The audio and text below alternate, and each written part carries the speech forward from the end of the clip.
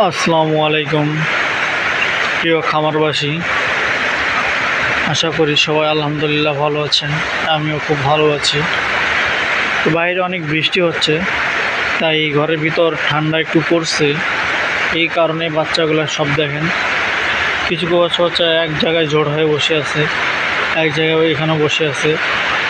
এত আমি সব বর্ডার চালু করে দেই নাই, একটা একটা করে দিচ্ছে, একটা বা এক গ্যাপ গ্যাপ করে দিছে। এখানে একটা, ওখানে একটা, ওখানে একটা, এদিকে সব মাঝে মাঝে দিছে। যাই হোক, বাসটা মোটামুটি আলহামদুলিল্লাহ সুস্থ আছে। ঘরের টেম্পারেচার ভালো আছে। সবাই দোয়া করবেন বাচ্চাগুলো যেন ভালো করে পালন করে সুস্থ বড় করে ডিম পার উপযোগী করতে পারি।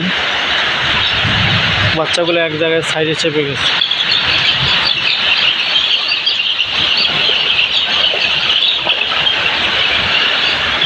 কারেন্ট নাই, জেনারেটর চলতেছে। জেনারেটর এই জন্য কমাই দিচ্ছি বর্ডারগুলো। কারেন্ট থাকলে সবই দিতাম।